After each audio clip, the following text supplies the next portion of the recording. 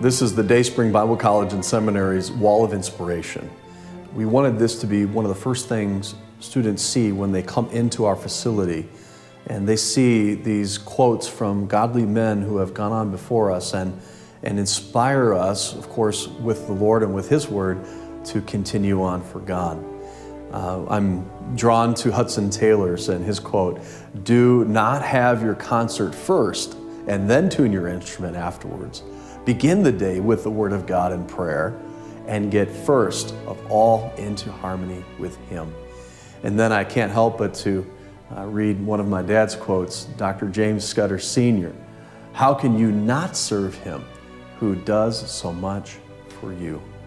And these are the things that we want to help inspire our students.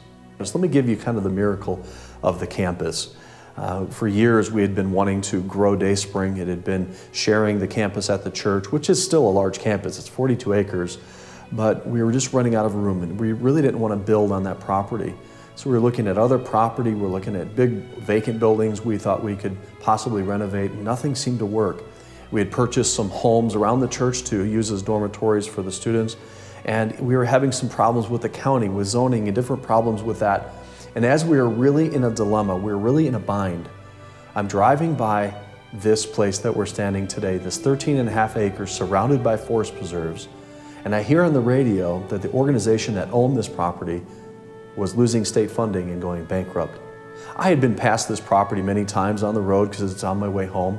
I'd been on the bike path, which is on the other side of the property many times, just riding our bike, my wife and I walking. And every time we'd pass, I would just say, "Lord, perhaps you would want us to have this place someday." And as I'm passing, I have the radio on, which I don't always have, on this one news channel, which I don't always have. And I probably heard the only time they even mentioned it, because it doesn't seem like a very big news story to me, that this place might be available. I came in and we started talking, and it turned out that God had wanted us to have this place. It just seemed like such a miracle and such of God's providence and timing in that He wanted us to acquire this place. But now what we had to do was raise $1 million. And even for this property, it'd probably be valued for more like $3 million. Everything had to work out right. It would be a short sale. Short sales usually take a long time to continue. Some banks would have to forgive large amounts of debt in order us to buy it for what we could afford, and then we'd have to raise the money. But somehow, someway, within 30 days, which I think is unheard of, especially with a complex commercial property, we closed and owned this place. Think about the facility needs that a Bible college would have to have, and that this property amazingly had all of these things.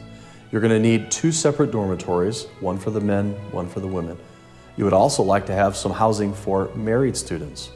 You would also like to see a place where they can eat, and a commercial kitchen, and a gymnasium. Perhaps you would like to see an academic building, because that's what Bible colleges do.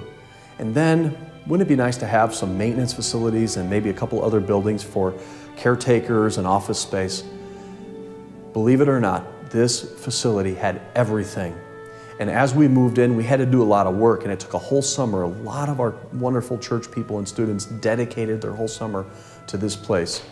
But you can see the results are incredible. And we had to put another about $250,000 into renovations and paving and all of the things. But for $1.25 million, Dayspring was able to get a beautiful campus surrounded again by forest preserve. So you have an idyllic situation. You have the convenience of a big city. Chicago is only about 40 minutes away, 45 minutes, and the airports and all of the transportation and things. But you also have a quiet country-like setting with woods surrounding us, and all these trails that you could ride for miles and miles and never have to cross a road. Our students are so blessed to be in this setting in order to study and learn the Word of God. And we're so grateful how God has been so gracious to Dayspring Bible College and Seminary.